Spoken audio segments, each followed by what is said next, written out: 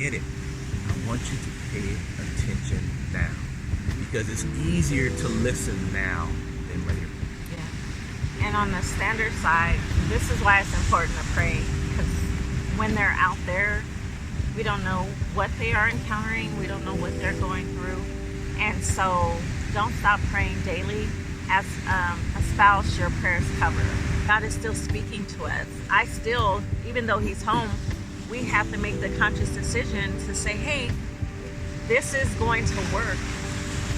And God is now in the midst of that. It's so much better, because we're like, okay, God, what do you say? Not like, oh, here's my opinion, let's draw straws. It's no. Nope. When you're on that same page, you automatically know. It's like sometimes we can look at each other and go, yep, that's it. All right.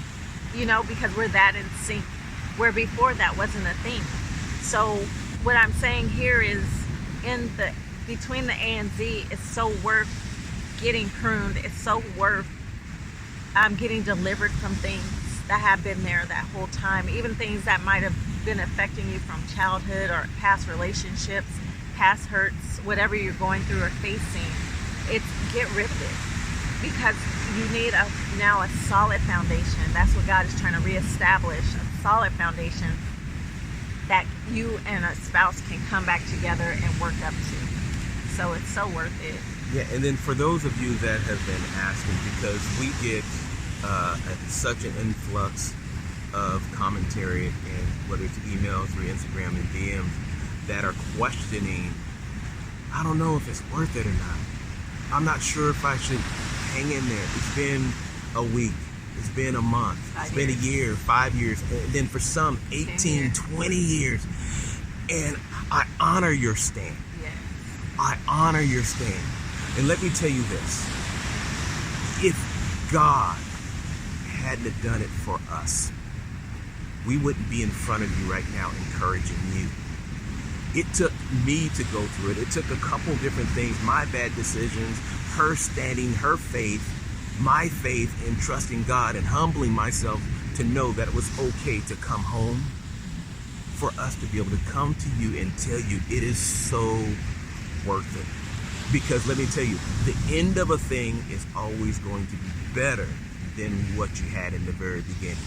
But the key is to understand, as she said, I came back very quiet. I didn't come back in just like I left, well, now that I'm back home, this is going to happen. I came back in so quiet. I observed what was going on, because I had to understand, for the amount of time that I was gone, life rolled on without me. The house kept moving. The children kept growing. Things changed while I was gone.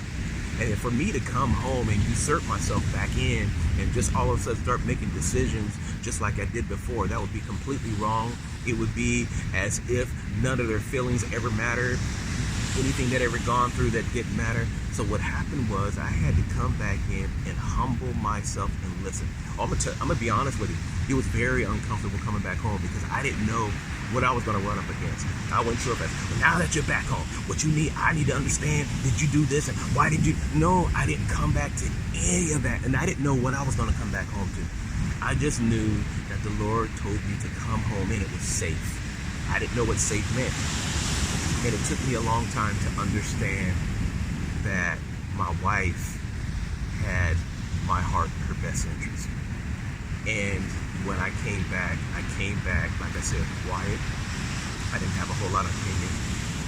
I asked, what can I help with? Is there anything that I can do? What is it that you need? Children, what do you need me to do?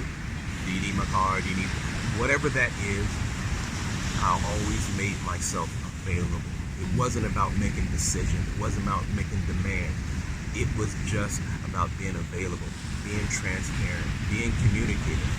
Because if you come back in, for those of you that left, if you come back in and do the same things the exact same way, with the exact same attitude, the way you did before you left, the turnout's going to be the same. And then for those of you that are waiting for that person to come home, if you're waiting for them to come home just so you can drill them, they will be there for 5 minutes, maybe, and they'll be gone again. The goal is not to drill. The goal is to make sure that when that person, that man or that woman, when they come home, make them feel safe, that their heart is safe, that we can discuss anything. This is not about who's right. This is not about who's wrong. These are some of the issues. Let's discuss some of these issues and how can we move on? How can we fix some of these things to where we don't end up down this avenue again? And that was one of the things that was just awesome. And yeah, there was a period of time when we actually had to go through and talk about some things and really ask some of those hard questions. And me to be able to answer some of those things. There are some questions I had to ask her that she had to in turn answer. And you know what the truth of the matter is? Still not finished. And it's right. and the other thing is, and my job is not to sit there and go, well, you're wrong for thinking that way. Because the truth of the matter is, that is still a real feeling that that person had. Either the real feeling when the person left, or the real feeling of when you left, the feeling for the person that stood while you were waiting for you. There are feelings that go there are feelings that go the other way. And it's not about judging the feelings, because those feelings are real. It's honoring the fact that you had those feelings and you played a part in some of those feelings, both the good and the bad. It's just what it is. But then it's like, now that we've had that discussion, here's what happened, here's what transpired, here's the result of what happened with those things. How can we move forward to not go back down this avenue again? But God is so good that, all the things he's trying to polish up in us before that spouse comes home. I'm telling you, if you're like, God, I'm feeling such and such a way, God already knows us, so we can't hide anything. But if you speak it out to him in prayer or whatever, sometimes it wasn't even prayer. Honestly, it was just a thought, or it's just like, God, how am I going to deal with the fact that whether, he was with somebody else, or how am I going to deal with the fact that he left in the first place? How, and God will clean it up to where that anger, that bitterness is there. That person being with somebody else is not a factor whatsoever. Like, he cleans us up so well. And he provides such a safe place. And he heals us so well that when that person comes home, you're not even concerned with the fact of what he did, how he did it, how she did it, when she did it.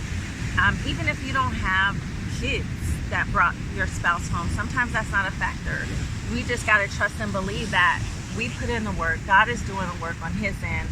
And there's a reason all this needs to be done. And it's always not as simple as he left me for somebody else. It isn't. There's something more than that person is going through. There's so many underlying things. And when God does a thing, he's like, okay, I got that piece. But there's so many more pieces to this puzzle that are affected, whether it's your in-laws and that relationship isn't great, that he can heal. Or it's even dealing with children in general, whether you have a blended family or just your own children that may be going through, and how he heals them back into the fold of the whole restoration process.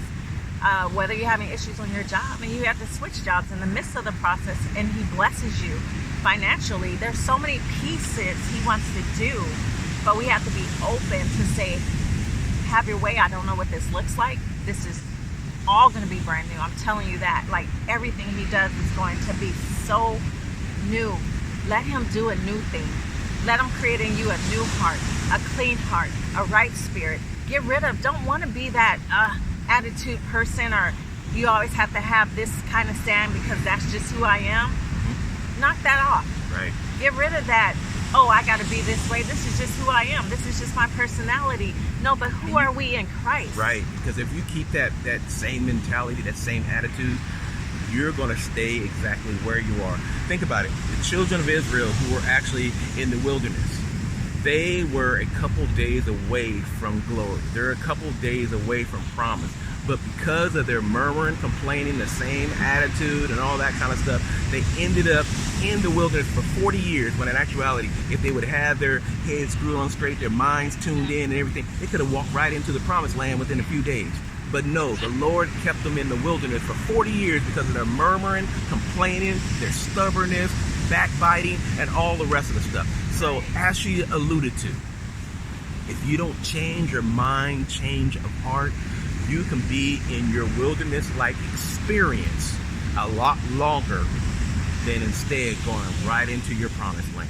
Allow God just to change you. Yeah. I know I'm definitely not perfect. I know Neither I one of would us are. fight. In the marriage before he left, I would fight him so hard on things because I was trying to, he was all I knew. So, and I was always really shy. Shut it down. I was always really shy. And so I didn't have a voice per se. I would just stay quiet and allow things to happen. And then as I started to get a little voice, it would be with him because I knew him the most. And we've been together for 10 years. And so I would at him, and it's like, that's not how you do it. But I didn't know how to do it. And when I would try to do it right, it didn't seem right. You know, so things like, little things like that, though, it brought a whole big thing of strife in our life. And that's one of the things I know God released from me when he was gone. And I could feel it. I know the day he did it. I know how he did it. And it was just the best feeling ever to be free from that strife. Because I knew when he came home, that was no more. Like, why am I arguing with you? Like, we are supposed to be on the same team and have the same goals. And right. And we're not each other's enemy. No. And that's it. God told me, he's like, he is not your enemy. Why are you fighting him so? Yeah. And I was like, you're right. All this time we've been trying to reach the same goals that we said. Right. We wrote out our plan for our marriage, for our family, for our life. And we actually wrote on paper. Like, I'm real artistic and creative. And so I put my little designs on it, typed it all up, made it colorful and everything. And we stuck it in, we prayed over it. And we got to literally in a year mark off a whole bunch of stuff that came through. But guess what? We were on the same page then. God honored that. So coming back and realizing he brings those things to mind. And it's like coming back, I'm like, oh my God, we were there before. Let's get back there. And God's like, you will. I've removed that strife.